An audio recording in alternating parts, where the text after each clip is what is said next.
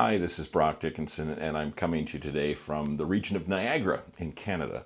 And I wanted to spend a little bit of time today in this video introducing a bigger question that I'm going to return to several times over the course of the next few weeks. And that is, what is Canada's next economy?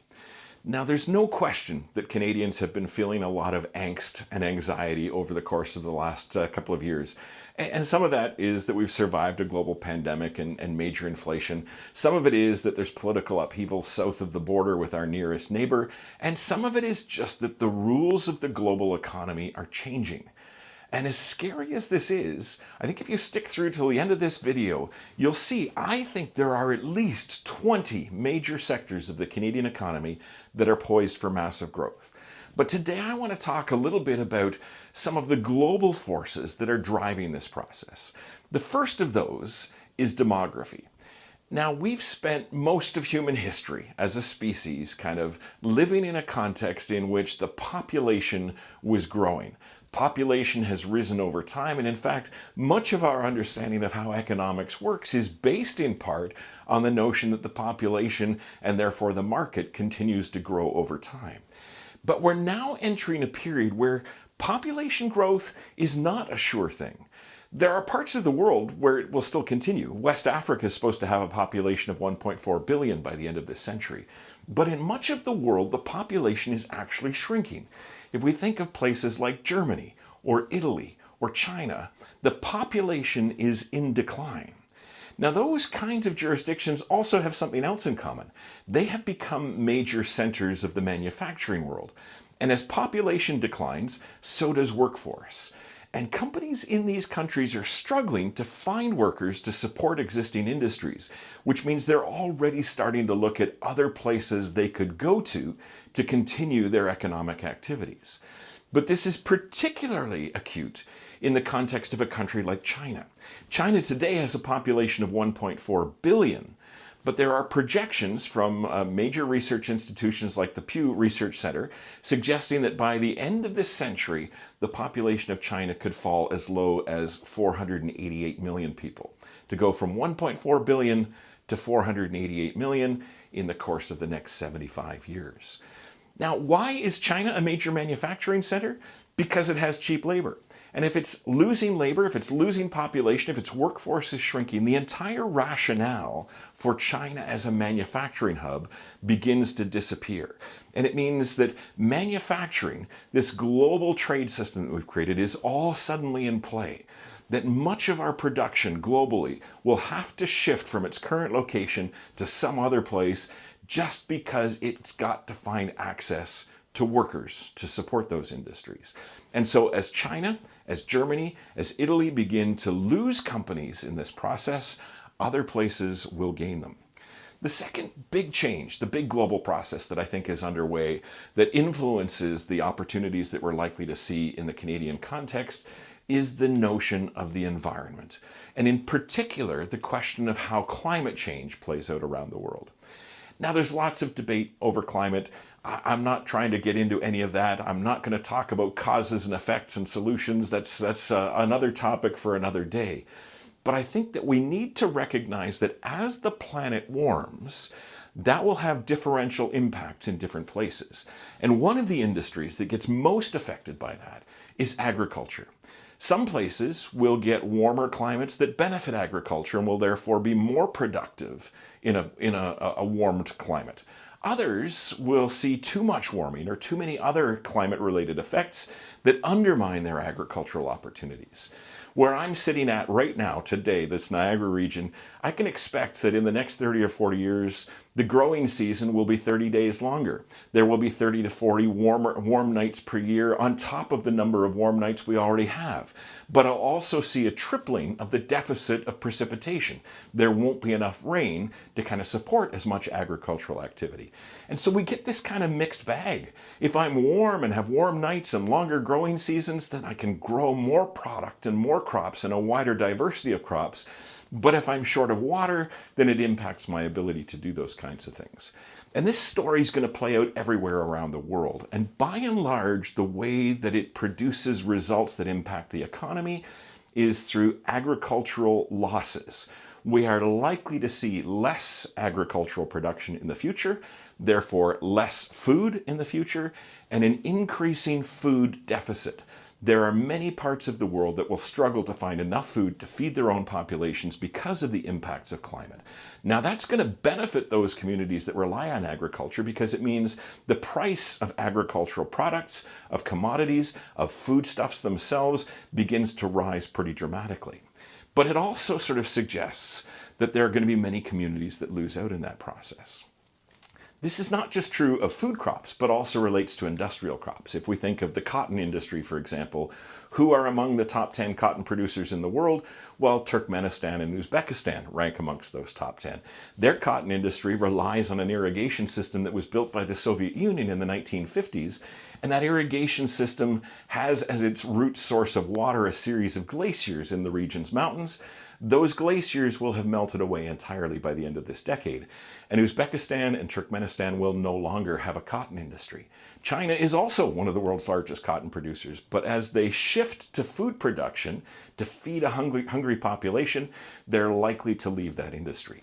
And so this warming of the planet plays havoc with a whole series of industries, from agriculture to textiles, that mean that the patterns through which we make investments and through which we produce goods are likely to undergo some major changes over the next few years.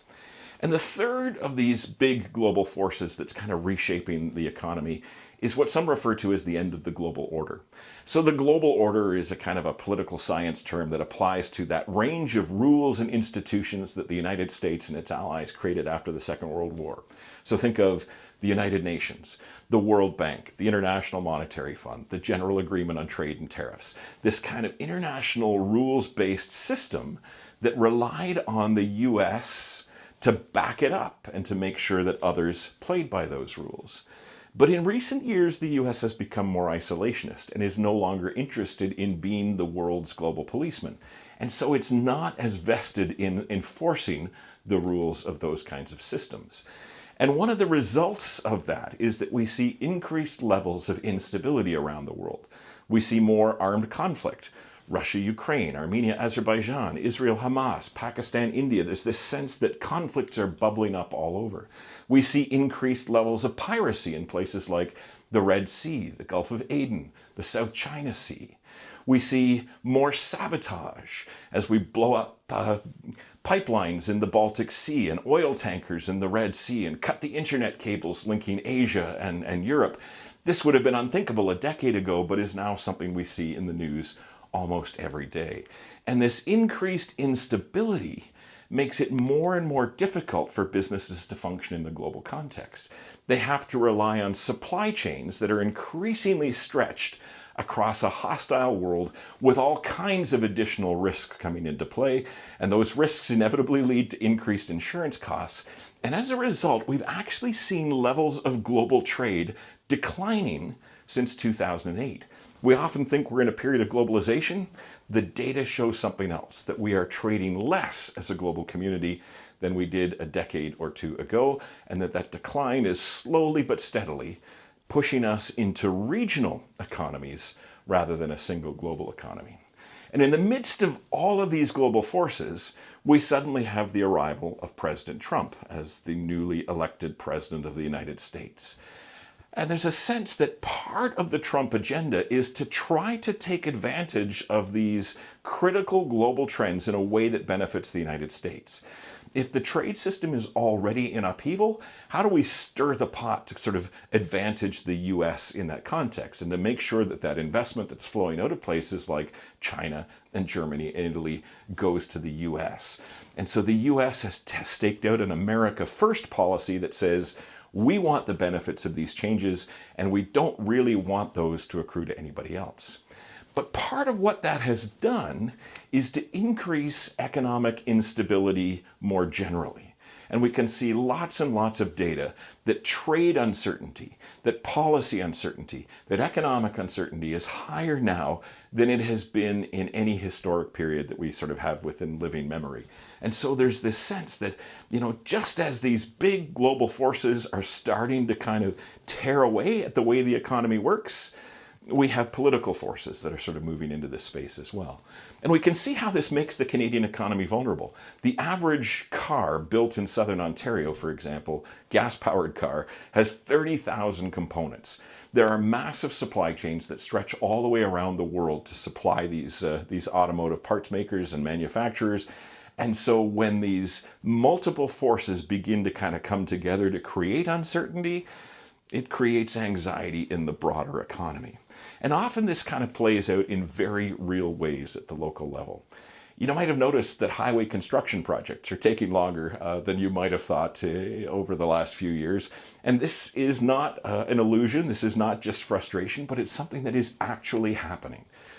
Turns out that when we build highways in Canada, we often use rebar, steel rebar, as one of the foundational pieces of our highway construction efforts. And traditionally, that rebar was produced in the Mariupol steel plant in Ukraine. And with the destruction of that plant by the Russians, we now have a situation in which our traditional source of this material is no longer available. And so we are going out into this chaotic world to try to find new sources and new supplies. We don't know what they're going to cost. We don't know how long it's going to take to get them. We don't know how stable the supplies are. And this is just one example of how these global forces play out over and over again in the context of the local economies that we work within. And so part of what we're dealing with in Canada is this notion of system upheaval. And yet, I do think that there are some fundamental opportunities that we can begin to look towards. And over the next few videos, I'll start to explore these in more detail. But in general terms, we have huge opportunities in advanced manufacturing. And part of that is the reconfiguration of the global manufacturing system. And part of it is specific industries like modular home construction that are unique to the context of the Canadian economy. There's a second series of opportunities that we have largely ignored over the last few years, and that relates to the traditional role of Canadians as hewers of wood and drawers of water. This was often sort of expressed as a knock on Canadians, right? That we rely on natural resources rather than sort of more sophisticated or more advanced industries, and that's kind of compromised our productivity growth, for example. I think that's a bit of a misnomer. Resources are not a weakness. They are, in fact, a strategic advantage. And as the global economy fragments and becomes increasingly unstable, our ability to mobilize resources to economies around the world is going to be a critical advantage for us and represents a number of very, very significant opportunities for the Canadian economy. Chief among those is the field of energy. And I think energy is now sort of poised to drive Canada to become a bit of an economic superpower. And yes, in part, that relates to things like oil and gas, but also to renewables, wind, solar, tidal, geothermal, hydrogen, and perhaps above all, nuclear, that there are going to be some amazing opportunities in the energy space. Part of this is also driven by the rise of industries like artificial intelligence, which have absolutely massive energy requirements. And so as I think about the implications of these larger trends that I've talked about around the world, as I say, I think there are real opportunities for Canada moving forward. I'm going to run up the 20 largest opportunities that I'm currently seeing on the screen here, but I promise that we'll explore those in more detail and more depth, and with more discussion of what this means for individual communities and industries over the course of the next few videos.